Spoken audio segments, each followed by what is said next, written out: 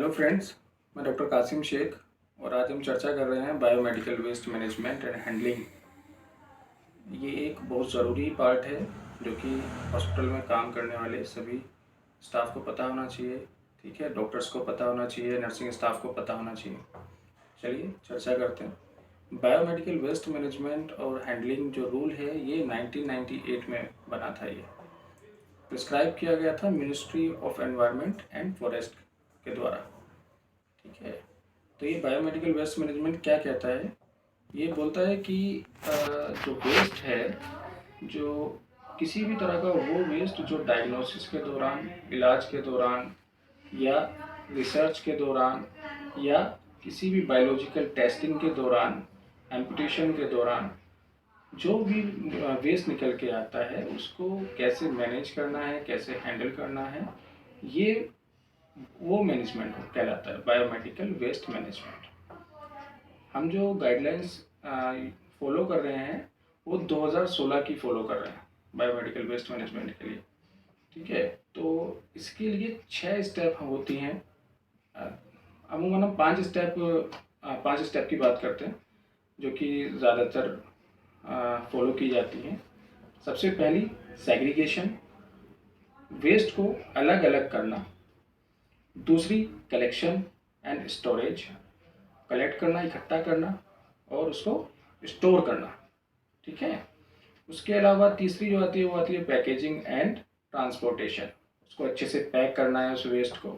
फिर उसके बाद ट्रांसपोर्टेशन, मतलब हॉस्पिटल में वैन आएगी या ट्रॉली आएगी, उसको भेजा जाएगा आगे ट्रीटमेंट के लिए। फिर उसके बाद आते हैं चौथे स्टेप पे जो कि ट्रीटमेंट, जिसको बोलते हैं कि भाई उस वेस्ट का क्या ट्रीटमेंट किया गया। तो 3 तरह के ट्रीटमेंट हैं। ठीक है, तो इसमें 3 तरह के कौन से ट्रीटमेंट होते हैं जो कि वेस्ट के किए जाते हैं। एक होता है सबसे पहले डीप ब्यूरल, 2 मीटर का गड्ढा खोदा जाता है ज़मीन में और उसमें दबा देते हैं। दूसरा होता है इंसिनरेशन, हाई टेम्परेचर और ड्राई ऑक्सीजन उसमें यूज़ करते हैं। ठीक है, जो तीसरा है वो है ऑटोक्लेव, जो अमूमन सभी अस्पताल में सबसे ज़्यादा इस्तेमाल किया जाता है ट्रीटमेंट, और सबको पता भी होता है ऑटोक्लेव क्या है। ठीक है, उसके बाद 5वें स्टेप पे आते हैं वो है डिस्पोजल। उसमें क्या करेंगे कि भाई हमें जो काम का है, जिसको यूज़ कर सकते हैं, उसको अलग करना है, उसको दफनाना है या जलाना है। और जो काम में आ सकता है, मतलब जो काम में नहीं आएगा उसको तो हमें आगे ट्रीटमेंट के लिए भेज देना है, और जो काम में आ सकता है उसको रिसाइकिल करना है। ठीक है, ऑटोक्लेव जैसे हो गया, स्टरलाइजेशन जैसे हो गया। तो ये टोटल हमारी 5 स्टेप हैं। पॉइंट फिर से बता देता हूँ। सबसे पहले सेग्रीगेशन, अलग अलग करना। दूसरा कलेक्शन एंड स्टोरेज। तीसरा पैकेजिंग एंड ट्रांसपोर्टेशन। चौथा ट्रीटमेंट। पांचवा डिस्पोजल। ठीक है, ये टोटल 5 स्टेप हो गए। अब हम चलो बात करते हैं कि अस्पताल में आप हम सभी ने देखे होंगे अलग अलग कलर के ना बिन रखे होते हैं। ठीक है, कंटेनर रखे होते हैं। तो अब हमें ये पता होना चाहिए कि किस बिन में, किस कंटेनर में क्या क्या वेस्ट, किस तरह का वेस्ट डाला जाता है। सबसे पहले बात करेंगे हम येलो येलो बिन। जो पीले कलर का जो बिन होता है उसमें क्या डालते हैं। ठीक है, उसमें सबसे पहले मैं बताता हूँ कि जो भी बिन हम बात करेंगे बायोमेडिकल वेस्ट मैनेजमेंट में, जो बिन होंगे उनको, उनके अंदर जो वेस्ट डालेंगे ना वो ऐसे ही नहीं डालेंगे, डायरेक्ट नहीं डालते हैं। उन बिन के अंदर ना एक पोली का इस्तेमाल किया जाता है, जो पोली लगाई जाती है जिसके अंदर वेस्ट जाता है। उस पोली को बोलते हैं नॉन क्लोरीनेटेड पोली। ठीक है, वो सभी बिन में लगाई जाती है। ठीक है, तो चलो बात करते हैं येलो बिन में क्या क्या डाला जाता है। ह्यूमन टिश्यूज डाले जाते हैं, एम्प्यूटेड पार्ट डाले जाते हैं, प्लेसेंटा हो गया, सॉलिड वेस्ट हो गया, dressing, bandage, swabs, blood bags. अब देखो ये जो ब्लड बैग के ऊपर मैं आपको बता दूं, ये बहुत बार एग्जाम में पूछा जाता है, नर्सिंग एग्जाम में भी, मेडिकल एग्जाम में भी पूछा जाता है कि भाई ब्लड बैग को किस बिन में डाला जाता है। ठीक है, उसके अलावा एक्सपायर्ड मेडिसिन, डिस्कार्डेड मेडिसिन, उसके बाद साइकोटॉक्सिक ड्रग्स। साइकोटॉक्सिक ड्रग्स कौन क्या हैं वो हम बाद में चर्चा करेंगे, ठीक है। उसके अलावा क्या डालेंगे, केमिकल वेस्ट डिसइंफेक्टेंट। उसके अलावा क्या डालेंगे, डिस्कार्डेड लिनन्स एंड जो बेडशीट्स हैं वो डालेंगे, ठीक है। उसके अलावा अब हमें ये तो पता चल गया कि भाई इस येलो बिन में हम ये वेस्ट तो डाल रहे हैं, लेकिन इसका ट्रीटमेंट क्या होगा, मतलब ये जो वेस्ट है इसको कैसे मैनेज किया जाएगा, ठीक है। इसका क्या करेंगे, इसका ट्रीटमेंट क्या होगा। तो इसका जो ट्रीटमेंट है वो होता है इंसिनरेशन, ठीक है, या डीप ब्यूरल। मैंने आपको इंसिनरेशन के बारे में बताया कि भाई हाई टेम्परेचर और ड्राई ऑक्सीजन का इस्तेमाल किया जाता है उसमें। और डीप ब्यूरल क्या है, 2 मीटर का गड्ढा खोदा जाएगा ज़मीन में, उसमें दबा देंगे, ठीक है। येलो बिन आपको समझ में आ गया होगा कि उसमें क्या क्या डालेंगे, उसके वेस्ट का क्या ट्रीटमेंट देते हैं। अब बात करते हैं रेड बिन के बारे में। रेड बिन मतलब उसके अंदर जो आएगा वेस्ट वो आएगा कंटामिनेटेड वेस्ट, ठीक है, रिसाइकलेबल। उसके अंदर क्या डालेंगे, ट्यूबिंग्स हो गई, कैथेटर हो गया, एनजी ट्यूब्स हो गई, यूज्ड ग्लव्स हो गए, आईवी प्लास्टिक बोतल्स हो गई, स्पेसिमेन कंटेनर हो गए, वायल्स हो गई जो कि प्लास्टिक की वायल्स होती है ना, और वैक्यूटेनर्स हो गए, और यूरिन बैग। देखिए यूरिन बैग और ब्लड बैग, इस मैंने आपको बताया ब्लड बैग येलो में डाला जाता है, उसमें यूरिन बैग रेड में डाला जाता है। तो इस चीज़ में ध्यान रखना है, बहुत बार एग्जाम में पूछा जाता है कि भाई यूरिन बैग और ब्लड बैग किस बिन में डाले जाते हैं बताओ। तो ब्लड बैग डाला जाएगा येलो में, यूरिन बैग डाला जाएगा रेड में, ठीक है। इसके अलावा और क्या डालेंगे, सिरिंज विदाउट निडल, निडल के साथ नहीं, विदाउट निडल सिरिंज डालेंगे उसमें, ठीक है। तो इसका ट्रीटमेंट क्या होगा इस वेस्ट का, ऑटोक्लेव होगा, माइक्रोवेव होगा, ठीक है। जो भी सलाइजेशन के मेथड हैं वो हम इसमें ट्रीटमेंट में यूज़ करते हैं। अब इसके बाद हम आते हैं तीसरे कंटेनर पे। जो तीसरा बिन है उसको बोलते हैं ब्लू शार्प कंटेनर, ठीक है, ब्लू शार्प कंटेनर।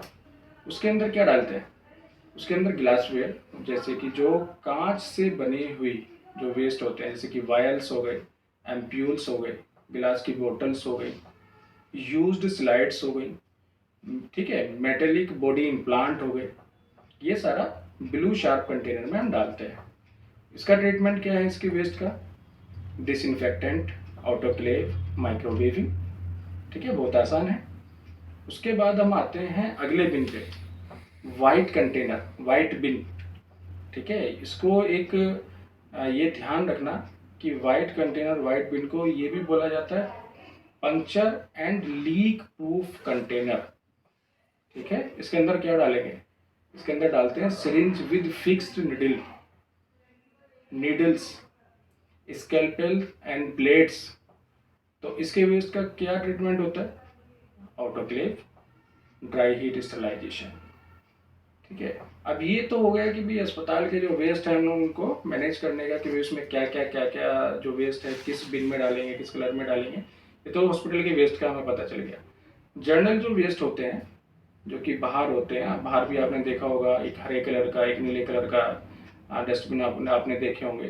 तो उसके बारे में भी मैं आपको बता देता हूँ, छोटा सा टॉपिक है, उसके बारे में चर्चा कर लेते हैं। जो जर्नल वेस्ट होता है उसको 2 पार्ट में डिवाइड करते हैं, एक सूखा कचरा, एक गीला कचरा। जो गीला कचरा होगा जैसे कि सब्जी, फ्रूट्स, ठीक है, तो वो डाला जाएगा ग्रीन बिन में, ग्रीन डस्टबिन में। और जो सूखा कचरा है वो ब्लू में जाएगा।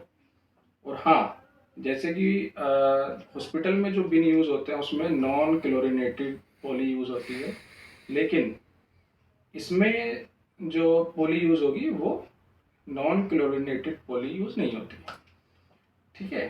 तो ये हो गया कि जर्नल वेस्ट जो हम बाहर अमूमन जो होता है उसको कैसे मैनेज करते हैं। चलिए अब डिस्कस करते हैं कि आपने ना सिंबल्स देखे होंगे बने हुए, अलग अलग सिंबल्स बने हुए होते हैं। तो ये बायोमेडिकल वेस्ट का जो सिंबल्स होते हैं, मैनेजमेंट के जो सिंबल्स होते हैं उसके बारे में कुछ सिंबल्स होते हैं वो बताता हूँ मैं कैसे कैसे। जैसे कि एक ट्रायंगल होगा, सबसे पहला जो सिंबल होगा एक ट्रायंगल होगा, उसके अंदर सी बना हुआ होगा, ठीक है, तो उसका मतलब होता है साइकोटॉक्सिक। उसके बाद जो दूसरा होगा वो होगा, जो सिंबल है वो है बायोहैजार्ड का symbol, yellow and black colour का एक बायोहैजार्ड का सिंबल होगा। उसके बाद जो तीसरा जो सिंबल है वो होगा रिसाइक्लेबल, ठीक है, रिसाइक्लेबल के लिए सिंबल बना होता है, एरो से सर्कल बना हुआ होता है। उसके बाद जो चौथा सिंबल है वो होता है एक फैन, जैसे पंखा होता है ऐसे सर्कल होगा, उसके अंदर ऐसे फैन की तरह बना होगा, है ना, तो वो क्या शो करता है, वो करता है रेडिएशन को शो, ठीक है। ये चार सिंबल आपको पता होने चाहिए कि भाई साइकोटॉक्सिक कौन सा है, रिसाइक्लेबल कौन सा है, ठीक है, रेडिएशन के लिए कौन सा है, या बायोहैजार्ड के लिए कौन सा है। अब छोटे सी एक जो कहते हैं कि जो स्पेशल पॉइंट्स है, स्पेशल की पॉइंट्स है, उनके ऊपर बात कर लेते हैं, ठीक है। बायोमेडिकल वेस्ट मैनेजमेंट कोई इतना मुश्किल टॉपिक नहीं है कि भाई समझ में नहीं आएगा। अगर आपको इसमें कोई भी दिक्कत है, कुछ भी समझ में नहीं आ रहा है, तो आप मुझे डायरेक्ट मैसेज कर लेना, मुझसे डायरेक्ट पूछ लेना, ठीक है, मैं आपको समझाऊंगा, पूरी कोशिश करूंगा कि आपको अच्छे से समझा पाऊँ। स्पेशल की पॉइंट्स क्या है कि भाई वेस्ट तो हमने इकट्ठा भी कर लिया, ट्रांसपोर्ट भी हो गया, मतलब उसका मतलब कितने घंटे में हो जाना चाहिए ये सब, ज़्यादा से ज़्यादा 48 घंटे के भीतर ये हो जाना चाहिए मैनेजमेंट, ठीक है। जल्द से जल्द कलेक्ट करो, स्टोर करो, पैकेजिंग होनी चाहिए, ट्रांसपोर्ट होना चाहिए, ट्रीटमेंट होना चाहिए 48 आवर्स के अंदर, ठीक है। एक पॉइंट ये भी है कि भाई हॉस्पिटल में ना मर्करी स्पिल कि भी मर्करी निकल के, जैसे कि बीपी, कोई स्टाफ बीपी ले रहा था और बीपी गिर गया, जो अपरेटस है वो गिर गया, उसमें से मर्करी निकल गई, तो उसको ना ऐसे उठा के बिन में नहीं डाला जाता है, ठीक है, उसको रिसाइकिल मतलब रीयूज़ किया जाता है।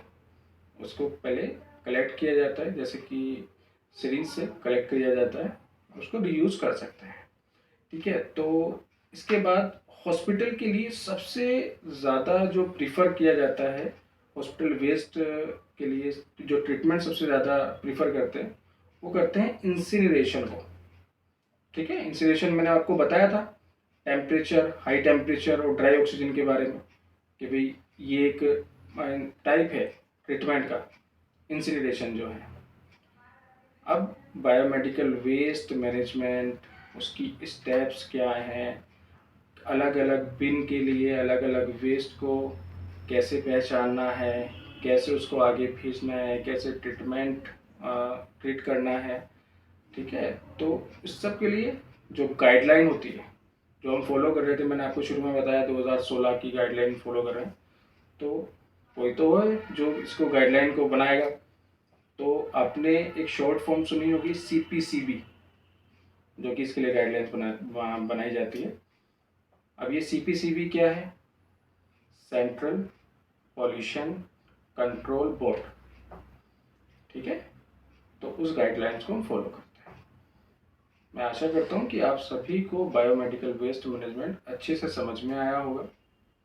अगर नहीं आया, कुछ छूट गया या कुछ समझ में अच्छे से नहीं आया, तो आप मुझसे पूछ सकते हैं, बिल्कुल फ्रीली पूछ सकते हैं। मैं कोशिश करूँगा कि आपको अच्छे से समझा पाऊँ। और अगर आप चाहते हैं कि अदर किसी टॉपिक पे चर्चा की जाए, तो आप मुझे बताइए, कमेंट कीजिए, मैं जल्द से जल्द उस टॉपिक पे चर्चा करने के लिए तैयार रहूँगा, ठीक है।